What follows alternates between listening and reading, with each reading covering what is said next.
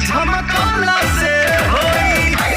तो दोस्तों आपको बता दें, अगर आपका भी व्यूज नहीं आता और आपको सब्सक्राइबर बढ़ाना है तो दोस्तों अपने भाई का इस वीडियो को जरूर देखिएगा। दोस्तों आपको बता दें कि मैं किस तरह का वीडियो बनाता हूं, तो दोस्तों मैं इस तरह का वीडियो बनाता हूं। मेकअप मढ़ौला से होई। इस तरह का वीडियो बना के अगर आप भी यूट्यूब पे अच्छे खासे सब्सक्राइबर बेस बनाना चाहते हैं तो इस वीडियो को पूरा देखिएगा, क्योंकि आपको एक एक ट्रिक बताऊंगा।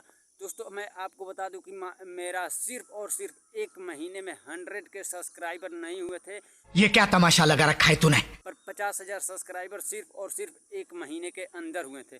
और वो कैसे किस तरह से हुए थे? ये तस्वीरें दिखाकर क्या साबित करना चाहता है तू?